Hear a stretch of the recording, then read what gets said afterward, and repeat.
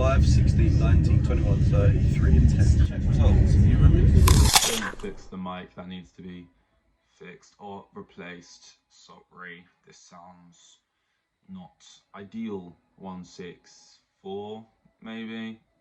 Pod a day, doctor away. It's been a while since I've said that. Podcast a day keeps a doctor away. But it does, man. The doctor has been well kept at a distance over the last 164 days, and it has to only be attributed to the podcast. I don't know what else it would be, because oh my god, I'm so unhealthy. Oh my god, I do not drink enough water, or sleep enough, or eat enough, and I'm slowly withering away and dying. It's no, it's not. It's a Monday. It's a Monday. I was about to say Sunday, God's day, day of rest. No, it's a Monday. A lot of people's least favorite day of the life. Across the Spider-Verse Spider-Man film, I saw it. I tried to. Well, I didn't try. Like I got halfway through rewatching the first one, and like, and everyone like says the first one's better, and like maybe it is. Like this one is sort of. It's more grandiose. I'm sorry. It's more grandiose, right? It's more in your face. But it opens it also when you make a bigger story. It opens yourself up to more smaller little leaks and plot holes or like questions when it gets bigger. Whereas Into the Spider-Verse, there's too many. When Beyond comes out, it's going to be crazy. Beyond, Into, Across, like, just don't remember.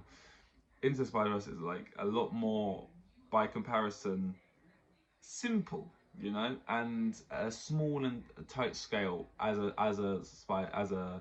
multiverse film can be, right? Um, but I don't know, like I tried watching the first one, and like I don't care how tight the story is or like how fresh it felt at the time. And I mean, I'm obviously speaking with crazy recency bias right now. I just feel like it's so much more like pedestrian than the second one. I don't mean the second one had live action people in it. That's not even the type of stuff that gets me gas. It's just from the first like scene of the first one where it's like flashing through like different images of the. I don't remember how it starts, but I remember it felt cool of like the first film on Mars or something, or but and that she's playing the drums and like it's just stitching together really well. How well? I'm so tired. That watercolor aspect, just the like the the clear attempt it felt like for the second one to we got to push it even further and take the phrase of every frame. Why did I say that? Every frame a painting. Take that phrase as seriously as possible. Like I was, you can argue it maybe took me out of it. That fact I was thinking of it at the time, but I'm very easy to take out films.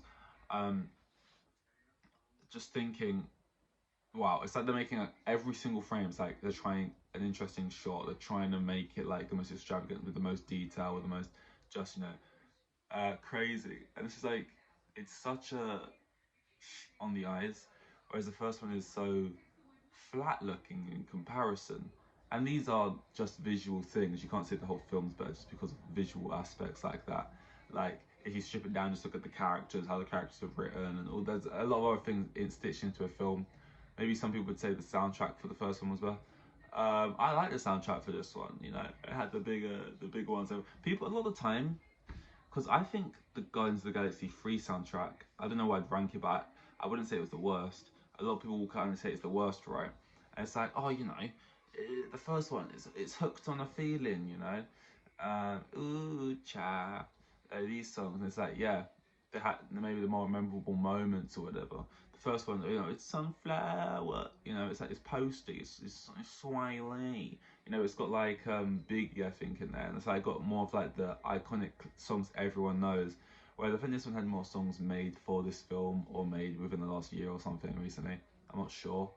I think it had more songs though that were just written for this film. I know Sunflower was written for that film, but anyone waffling. The point is, I actually liked how the soundtrack complemented the film in this one. Um, who's the villain? Oh, I find the villain just more visually appealing in the second one. Kingpin is like a comic book fan favorite, but this is something I've not seen before, and someone doesn't really comment. It's just fresh. It's like oh, and then from all of it, you know, all of it. You already have built-in characters who everyone loves, so you can just develop on them so much more. Anyway, my whole point is I've just spent this whole 5 minutes waxing lyrical about the second one, just to say, you know, you go on Twitter and you see people, so can't wait to watch Spider-Man, and it's like the, you know, like 1, 2, 3 movies, like a some bootleg kind of website thing where you're watching a guy record it on like an iPhone 4, in the most unsteady hand possible, because you know half the time they've got people coming in to check the screen to make sure you're not recording, so it's just a whole thing. Firstly, that was probably bait, the tweet, like the way he tweeted it. Like, can't wait to watch this film, and then the thumbs up, like you're just trying to get that section of Twitter mad. Secondly, though, I don't care. Like, I'm not the type of person like that is disrespectful to the artistry of the artists or whatever. It would be disrespectful if their film didn't get put out by the company, was only allowed to be watched like that. I don't think it's disrespectful if you choose to watch it like that. You're only like doing disservice to yourself, really. You're only cheating on yourself, because I mean, I guess you could argue it's taking money out of the film's pocket because you're not going into a film to see it. But you know, I don't. The people do what the people want to do.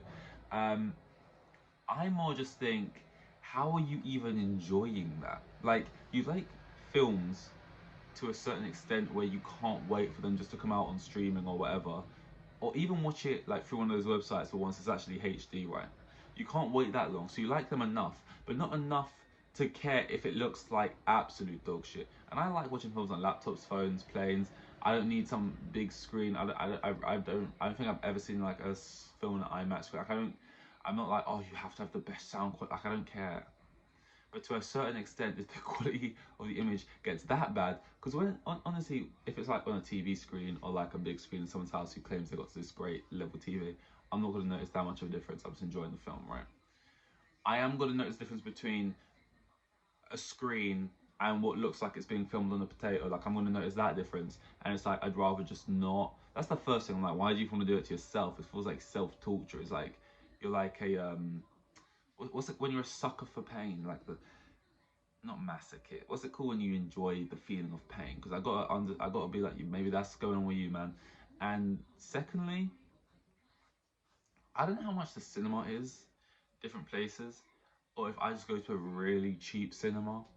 But cinema tickets, obviously I ain't eating there, because fuck that. I mean, I rarely eat in the cinema. Like, I used to bring food or buy food, or even like just have popcorn there. But it's like, I don't like hearing my own chewing in my head. I don't know if everyone else's chewing is as loud as my chewing is in my own head. I don't chew loud outwardly, but inwardly it's just like annoying. I'm kind of focused on what I'm doing, and it's like it's a distraction. A drink, I need that, one of those. You know, that's nice to have. Eating something I prefer to do straight after. You know, it's rarely I'll eat in there, but yeah. So usually if I go to cinema, it's literally I'm just paying for the ticket. The cinema I go to is very, very cheap. The ticket's very, very cheap. It's just like, is it really worth it? You know, like, is it really worth sitting in my room doing it on this thing that's going to keep maybe closing, and ads are going to keep popping up, and it's just kind of annoying me, than just paying this very, very, very small fee? And it's like, if you're not working or you're not very liquid and you're trying to hold on to every penny, that's fair enough. But I would still just wait. And like, secondly, most of these people are like, I guarantee most of the people who just watch on this website and it's not, and it looks like dog shit, work. Even if they're making like minimum wage, like they're making like £800 a month or something. They're working like however many days a week,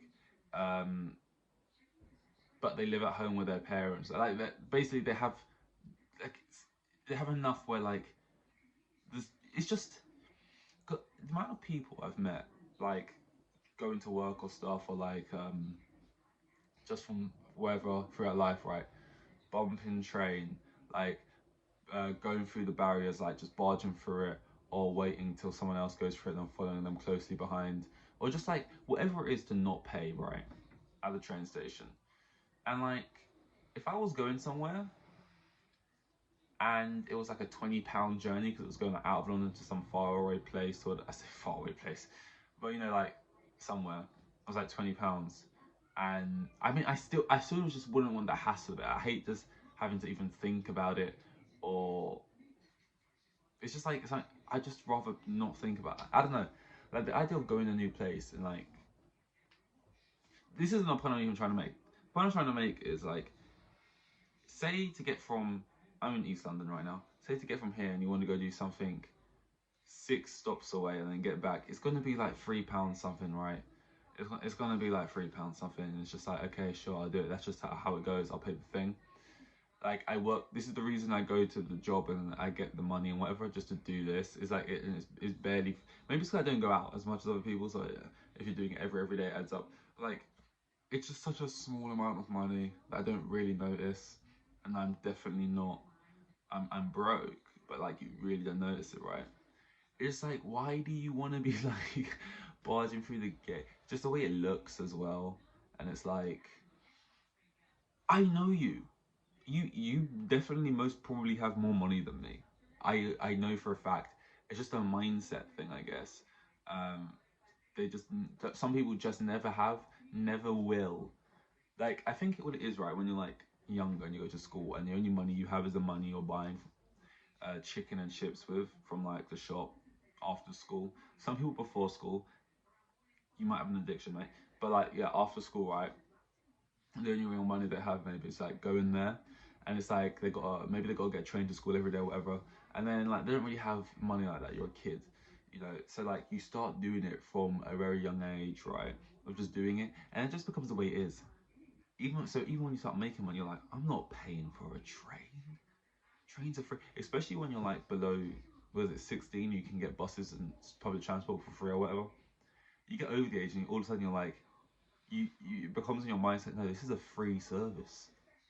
I ain't paying for this, and then you just never do. But I'm just like, if I saw a guy going into his job, some accountant businessman going into like his 60 grand a year minimum job or whatever, he's in his business suit, and you see him like bumping through I'd just be like, why, man? Like, in my head, I'm just like, oh, I don't even want to think about it. I don't want like the stress of. I just don't. Here's just take my £4. Sure, if that's an L, because it's 2 stops, I don't. You know, it's just like it could be like I don't know, man. I don't know, and like that's not to say like if I'm like getting on a train and there's some stations where they don't have gates, they just expect you to that everyone will just tap themselves. If I'm going to a place where like the gates are already open, I can just tap. I'm not gonna tap, obviously. Like if there's the easy option not to tap, I'm not going to. But I'm not gonna like oh, someone here, can I walk past them? I'm just gonna myself. Like I just hate that whole. I don't know, man. It's just like what's the word I'm looking for? It's like it's an anxiety thing. I don't have anxiety, but that's the worst word I can describe for it. It's just like I don't want to even have to. I just want the peace of mind to just shut up, and then it's a peace of mind thing. Anyway, fucking hell, 13 minutes of just dog shit. Drake's card got declined. I might title this that, and it's 13 minutes in the when bring it up now. Drake's card got declined. Which is not really a big deal. It's like a funny headline for like 40 seconds. He was like streaming. I don't know what he was doing, maybe betting or something. But it's just one of those things where it's like, who gives a fuck? I feel like once you get to a certain level, your card could decline however many times you want. Everyone knows you're not broke.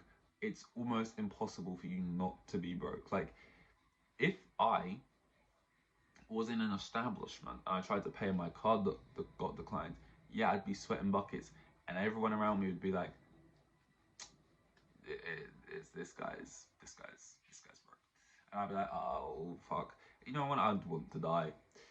If I was in an establishment, don't ask me why, with Drizzy Drake and his card declined, I'd be more likely to think there's something wrong with the establishment itself than Drake's card. Let's just say that. So sure, his card declined, but it's probably because he makes so much and spends like it's just not. Also, if it was one of his betting streams, it's not his money anyway. It's like the spot anyway. Was there anything else? Only football related stuff like Zlatan retired, and I couldn't give less of a fuck. But everyone loves Zlatan. Everyone loves him because he's like iconic and he's amazing at football. And it's like I used to like Zlatan, but he's just such a weird caricature, like a weird like sort of. I don't know, like he plays in like it was kind of funny at first, but now he's like this character he's playing. I don't know, it's just weird. And I just never, I don't know, Zlatan, it's just the stuff, I'm sure he's like nice enough when you meet him, although he's just a weird guy. He's just a weird guy. Like, calling yourself a god all of the time, like, and like some of the phrases he comes out with like a supervillain, and he talks about himself in the third person all the time. And it's like, I get that's why part of the reason people like him, and he's like, that's just his thing. But at the same time, I think it's just sort of wore thin with me. I just got bored of it. And you know, I just think he's a weird guy, and I don't really care that he retired. And he scored that. Some of his best goals were against teams I support, aka England. Or I mean, I actually can't think of an amazing goal he scored against Chelsea, but he definitely has. And England goal, obviously, I'm thinking about the bicycle kick from God knows how far out against Joe Hart. So you know, this is getting PTSD now. Go goalie. That is all. This is 1-6. God knows, 164, maybe see on 165. Here with the kids, and they had like 3 kids, and the geezer was probably on like maximum 20 bags a year. Like the most boring bloke you'd ever meet in like Euros.